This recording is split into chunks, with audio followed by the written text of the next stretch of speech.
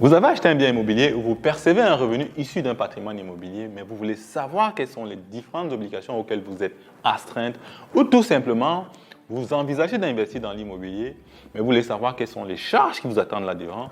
Cette vidéo est faite pour vous. Avec Henri Motalen, qui a travaillé pendant plus d'une décennie dans des cabinets d'audit et de conseil du Big Four, nous parlerons de fiscalité et de taxes foncières au Cameroun. C'est vrai que nous parlons du Cameroun, mais les grands principes qui sous-tendent ces différents prélèvements sont sensiblement les mêmes dans tous les pays d'Afrique francophone. Salut à vous, moi c'est Jean-Pierre Pécard, bienvenue à Vision 360. Si ce n'est pas encore fait, abonnez-vous à cette plateforme pour recevoir tous les éléments qu'il vous faut pour mieux structurer et réussir vos projets.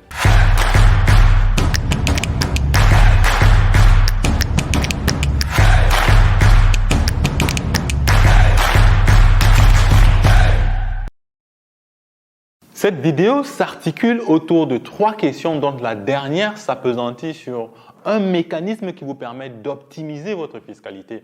Restez donc jusqu'à la fin pour découvrir de quoi est-ce qu'il s'agit.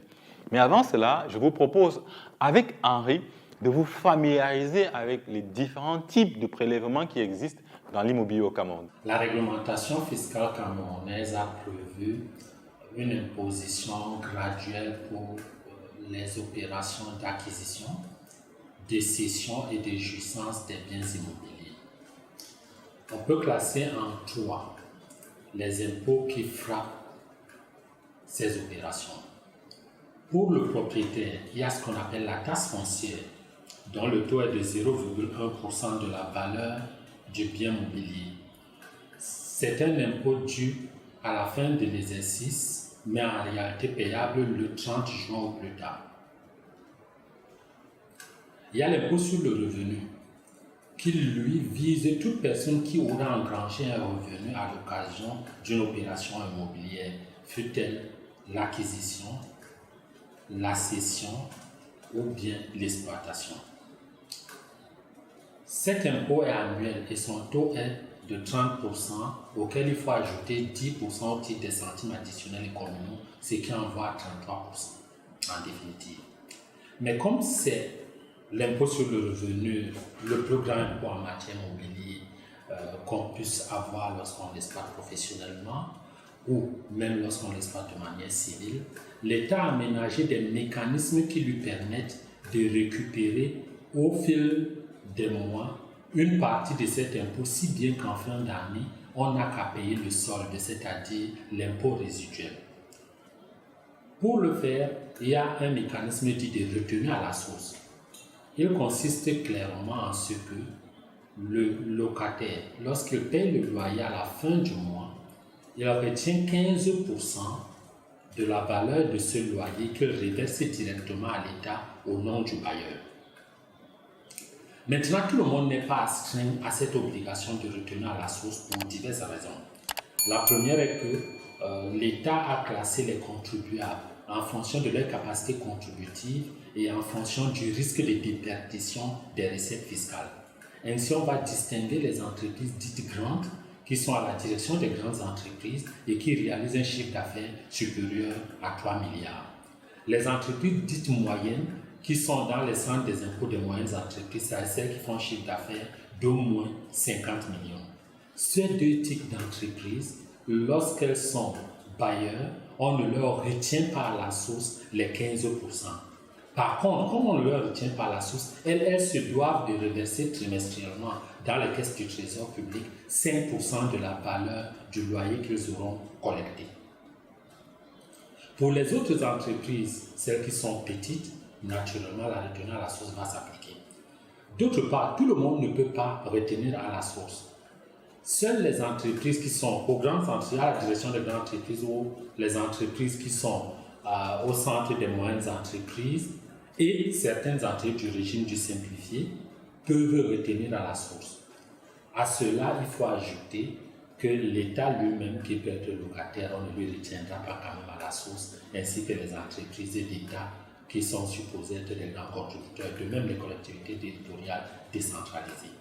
Voilà pour ce qui est de l'impôt sur le revenu. Lors de l'acquisition ou la cession d'un bien immobilier, normalement, il y a une formalité dite de l'enregistrement. Au départ, la formalité d'enregistrement vise à donner une date certaine aux mutations, c'est-à-dire au passage d'une main à une autre d'un bien mobilier. Mais au fur et à mesure, l'État a trouvé moyen d'y mettre un impôt, c'est-à-dire un prélèvement qui lui permet d'avoir des recettes. Ainsi, d'une simple formalité, on est arrivé à un impôt. Et ici, ça dépend de la nature de la mutation. Lorsque c'est une succession, il ne faut pas oublier, lorsque vous succédez, vous accédez à une propriété immobilière. Donc, il y a mutation entre celui qui est décédé et celui qui devient le successeur. On parle d'un droit de partage, son taux est de 1%. Il est uniforme sur tout le territoire national et ne dépend ni de la ville ni de la campagne. Par contre, lorsqu'il s'agit de la vente des biens mobiliers ou la mutation de jouissance qu'on appelle en droit simple la location, il y a un droit d'enregistrement qui dépend de la zone géographique de situation de l'immeuble. Si c'est un immeuble qui se trouve dans le périmètre urbain et qui est bâti, le taux est de 10%. Si cet immeuble est commercial ou est simplement rural et bâti, son taux est de 5%. Si c'est un immeuble rural non bâti, son taux est de 2%. Voilà, grosso modo, la fiscalité immobilière au Cameroun.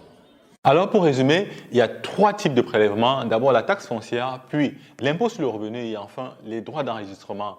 Alors dans la séquence qui va suivre, Henri va davantage nous élucider sur les obligations qui s'appliquent spécifiquement aux particuliers. Prenons le cas d'un citoyen ordinaire qui gagne 800 000 francs CFA, dont l'équivalent c'est 1200 €, et qui a un loyer de 120 € le mois, c'est-à-dire 80 000 CFA au Cameroun. Quels sont les impôts qui s'appliquent à lui?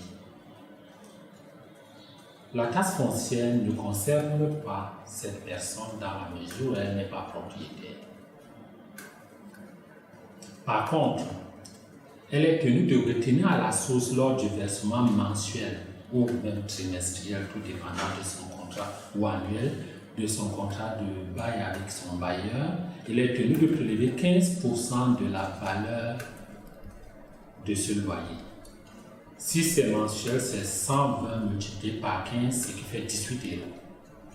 À l'année, on peut obtenir le nombre au trimestre ou au semestre, tout dépend du contrat. Lorsqu'il a payé, pour lui, il n'y a plus d'engagement au niveau de l'impôt sur le revenu, dans la mesure où c'est une dépense. Et c'est le bailleur qui aura à supporter, et nous verrons le cas du bailleur. D'un autre côté, lorsque il arrive à conclure le bail, c'est-à-dire lors de l'entrée en jouissance du bail, il est tenu de payer un droit d'enregistrement qu'on appelle droit de mutation, comme vu tout à l'heure, et tout dépend d'où se trouve la maison. Si c'est Douala, Yaoundé, Bafoussam, les grandes villes du Cameroun, le taux de droit de mutation sera de 10% de la valeur annuelle du loyer. Mais à supposer que le loyer soit pluriannuel, parce qu'on peut conclure un bail pour 10 ans, pour 5 ans, pour 8 ans, tout dépend, pour 1 an même ou pour 6 mois. Tout dépend de l'objectif visé. Si la durée du bail excède 1 an et qu'elle excède 3 ans, l'on ne peut pas être amené à payer les droits d'enregistrement une seule fois parce que ce serait lourd. Le législateur a aménagé une période triennale, c'est-à-dire pour un bail de 10 ans par exemple, vous payez les droits d'enregistrement pour les 3 premières années. Au terme des 3 premières années, vous enregistrez encore pour les 3 autres, ainsi de suite jusqu'à épuiser la durée du bail. Ça, c'est le cas de ce qu'on appelle la location nue. À supposer que ce même monsieur loue à 120 € une maison meublée. Dans ce cas, il payera simplement la TVA sur le loyer mensuel ou trimestriel ou annuel. Et c'est l'hypothèse la meilleure si c'est une activité commerciale parce que la TVA est neutre. Si ce n'est pas une activité commerciale et que c'est une personne physique, cette TVA rentre dans ses coûts.